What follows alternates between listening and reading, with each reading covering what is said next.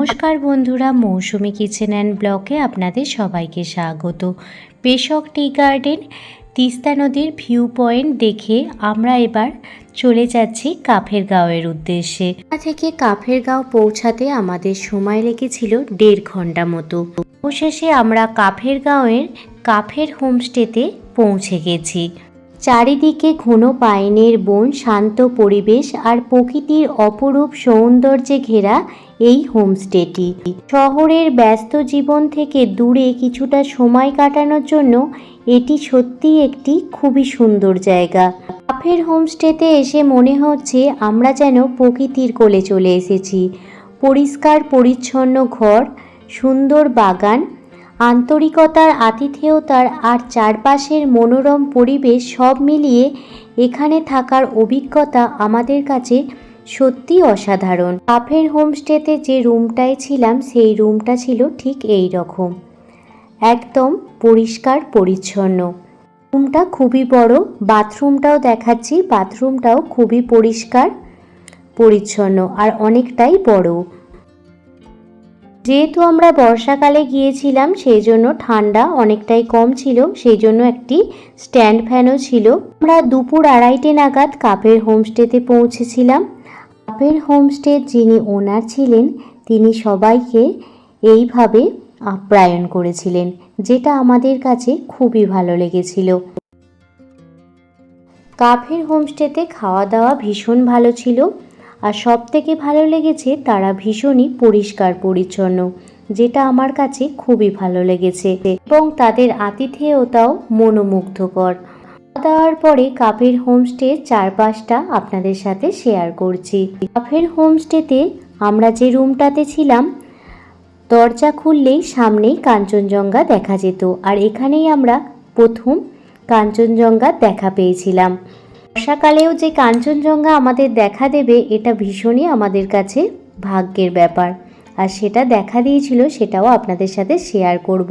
তার আগে কাফের হোমস্টেতে যে সুন্দর সুন্দর গাছ লাগানো ছিল আর তাতে কত সুন্দর সুন্দর ফুল ফুটেছে সেইগুলোই আপনাদের সাথে প্রথমেই শেয়ার করছি। এত সুন্দর ফুলের কালারগুলো আর ফুলগুলোও এত সুন্দর যেন চোখ জুড়িয়ে যাচ্ছে। পুরো হোমস্টে জুড়েই এই রকম ফুলের বাগান, যেন মনে হচ্ছে আমরা যেন ফুলের রাজ্যে চলে এসেছি। পশ্চিমবঙ্গের কালিম্পং এবং লোলেগাঁওয়ের কাছে পাইন গাছে ঢাকা একটি ছোট্ট গ্রাম হলো কাফেরগাঁও। এই কাফেরগাঁওতে কাফের হোমস্টেতে এলে আপনারা আরামদায়ক কাঠের প্যানেলযুক্ত ঘর, একটি ঐতিহ্যবাহী চিলেকোঠার ধ্যানক্ষেত্র, নিজস্ব সুরক্ষিত গাড়ি পার্কিং ব্যবস্থা এবং উঁচু পাইন গাছে ঘেরা বাগান এলাকা সব কিছুই দেখতে পাবেন। আপনারা কাফের হোমস্টেতে এলে অবশ্যই 2 রাত এই কাফের হোমস্টেতে কাটাবেন। এখানকার মানুষের আতিথেয়তা এবং শান্ত পরিবেশ, পাখিদের কোলাহল এতটাই আপনাদের মনোমুগ্ধকর লাগবে যে এখান থেকে আপনাদের যাবার মনই করবে না। প্রকৃতির মাঝে কাটানো এই সময়টা আপনাদের ভীষণ ভালো লাগবে। কাফেরগাঁওয়ের এই হোমস্টেতে পৌঁছানোর পর মনটা একদমই শান্ত হয়ে গিয়েছিল আর ভীষণ ভালো লাগছিল। চারিদিকে শুধু সবুজ আর সবুজ, পাইন গাছের সারি আর নির্মল পরিবেশ। যারা প্রকৃতিকে ভালোবাসেন তাদের জন্য এই জায়গাটা একদম পারফেক্ট। এখানে এসে সবচেয়ে ভালো লাগলো প্রকৃতির নীরবতা। গাড়ির হর্ন বা শহরের কোলাহল নেই, শুধু পাখির ডাক আর ঠান্ডা পাহাড়ি বাতাস। কাফের হোমস্টেতে যেদিন পৌঁছেছিলাম সেদিন রাতের বেলা ডিনার করতে চলে এসেছি ডাইনিং রুমে ডিনার করতে। সকালে আমরা যিনি ওনার ছিলেন তাদের ডাইনিং রুমেই আমরা লাঞ্চটা সেরেছিলাম। এখন ওনাদের যে ডাইনিং রুম আছে গেস্টদের জন্য, সেই ডাইনিং রুমেই আমরা ডিনার করতে চলে এসেছি। আর কত পরিষ্কার পরিচ্ছন্নভাবে সমস্ত কিছু সাজানো গোছানো আপনারা তো দেখতেই পাচ্ছেন। পরের দিন সকালবেলা দেখুন ঝমঝমিয়ে কিছুক্ষণ আগে বৃষ্টি হচ্ছিল। জানলার পর্দা সরালেই দেখা যাবে একদম ঘন পাইন গাছের বন। এত সুন্দর অনুভূতি লাগছিল যে আপনাদের বলে বোঝাতে পারবো না। এখান দিয়ে রাস্তা চলে গেছে আর রাস্তার ওপারে লম্বা লম্বা পাইন গাছের জঙ্গল। দরজা খুললেই দেখা গিয়েছিল কাঞ্চনজঙ্ঘা। আপনারা দেখতে পাচ্ছেন কি একটু আমাকে বলবেন, আমি একটু জুম করেও আপনাদের দেখালাম। সামান্য দেখা গেলেও মনটা কিন্তু খুব ভরে উঠেছিল। এই কাঞ্চনজঙ্ঘা দেখার জন্যই পাহাড়ে মানুষের ভিড় হয় বেশি। আর সেই কাঞ্চনজঙ্ঘাকে অবশেষে আমরা দেখতে পেলাম এই কাফের গাঁওতে। আপনাদের সাথেও এই কাঞ্চনজঙ্ঘার ভিডিওটি শেয়ার করলাম।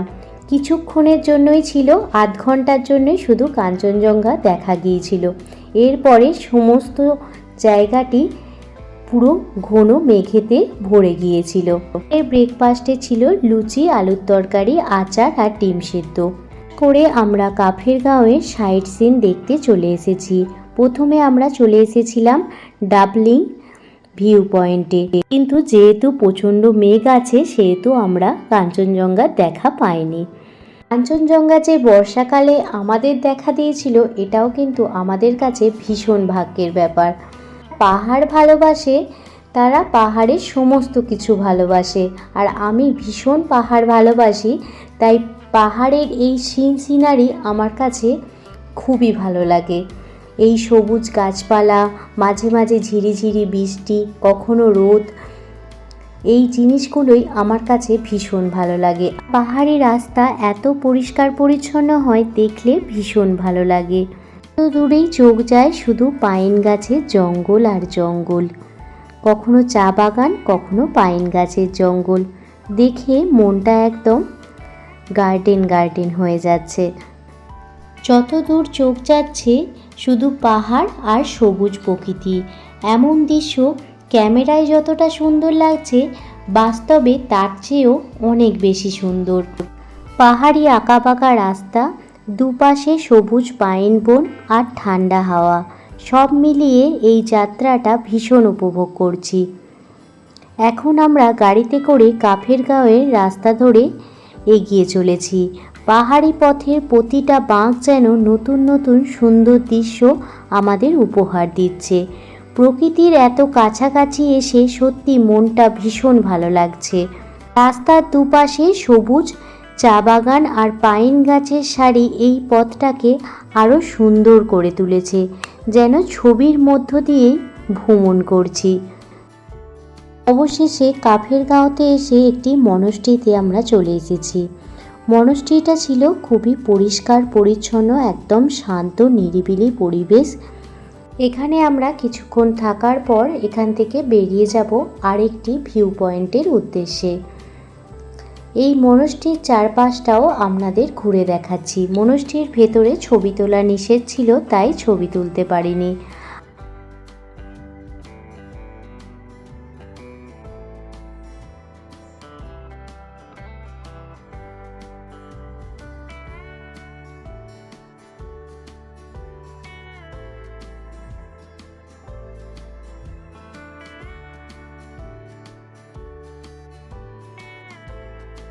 আমরা পৌঁছে গেছি নোকদারায়।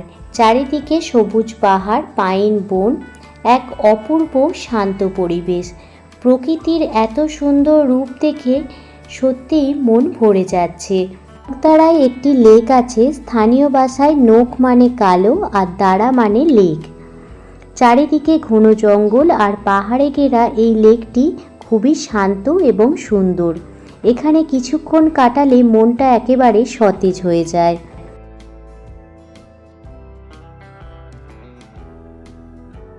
শেষে সেই লেকটাতে আমরা পৌঁছে গেছি।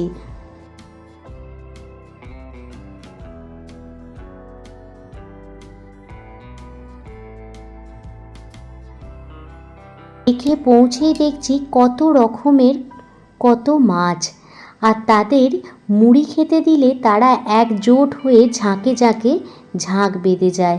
আর কত মাছ একসাথে যাচ্ছে দেখুন, দেখে ভীষণ ভালো লাগলো দৃশ্যটা। আমরা অনেকক্ষণ এই নোকদারা লেকের সামনে দাঁড়িয়েছিলাম। নোকদারা লেকের সামনে দাঁড়িয়ে আমরা এখান থেকে মুড়ি কিনে নিয়েছিলাম। আর দেখুন মাছেদের এই মুড়িগুলো দেয়া হচ্ছে, আর মাছগুলো কেমন করে সব মুড়িগুলো খেয়ে নিচ্ছে। আর কত মাছ আপনারা দেখে বুঝতেই পাচ্ছেন।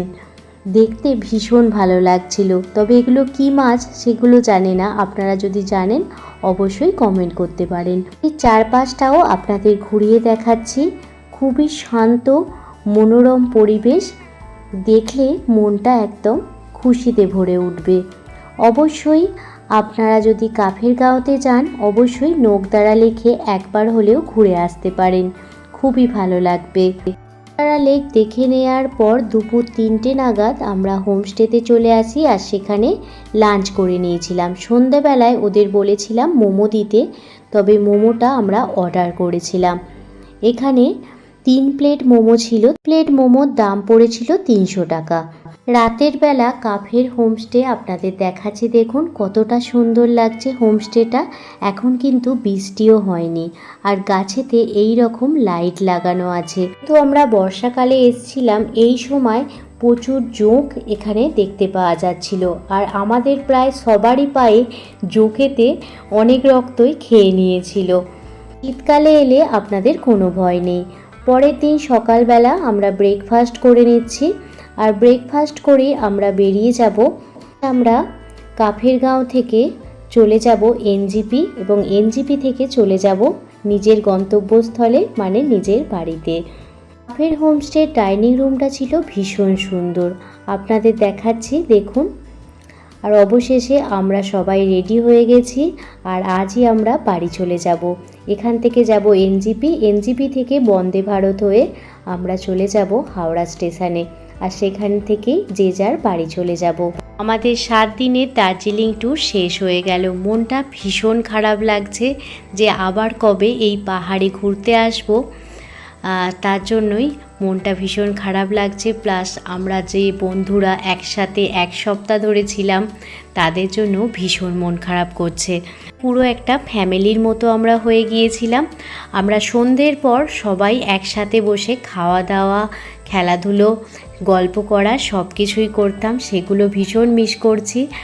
আসার দিন মনটা ভীষণই খারাপ ছিল, কারোরই মনটা ভালো ছিল না। কাফের গাঁও থেকে এনজিপি আমাদের পৌঁছে দিয়েছিল সাগর ভাইয়া, আর সাগর ভাইয়া খুবই ভালো মনের মানুষ, আপনাদের আগেই বলেছি। এই অঞ্চলের মানুষেরা যেমন পরিশ্রমী হয় তেমন সৎ হয়, যেটা আমার কাছে ভীষণ ভালো লাগে।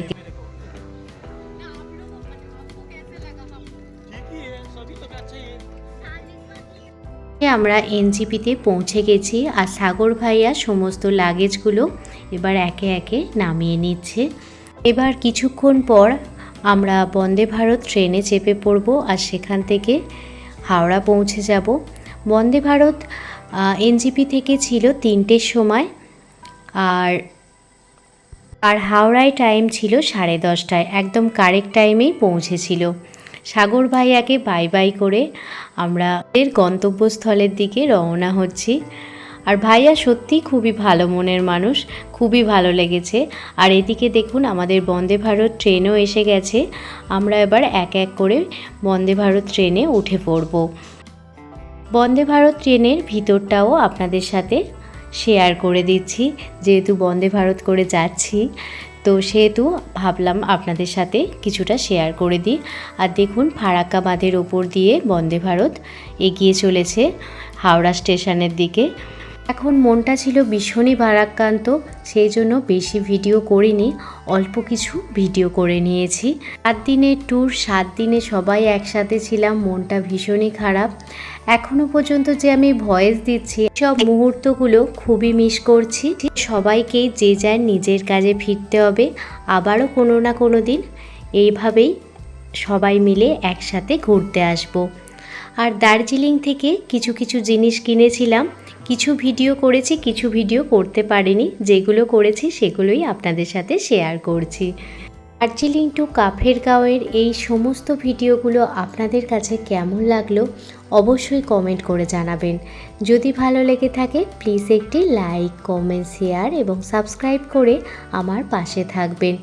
যেহেতু আমি কুকিং ভিডিও বেশি বানাই, ট্রাভেল ভিডিও বানাই না, তো আমার কাছে ট্রাভেল ভিডিও এডিট করা একটু কষ্টকর, তাও এই সব মুহূর্তগুলো স্মৃতির পাতায় তুলে রাখতে চেয়েছি। আর সেই জন্যই এই ভিডিওগুলো শেয়ার করা ইউটিউবের পাতায়।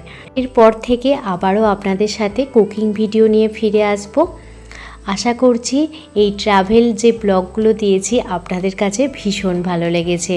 আর আমার পুরনো বন্ধুদের জানাই অনেক অনেক ভালোবাসা, যারা প্রথম থেকে আমাকে সাপোর্ট করেছে। আর নতুন বন্ধুদেরও জানাই অনেক অনেক ভালোবাসা আমার ভিডিওটি দেখার জন্য। কিছু সুন্দর মুহূর্তগুলো দেখাতে দেখাতে আজকের ভিডিওটি আমি শেষ করছি।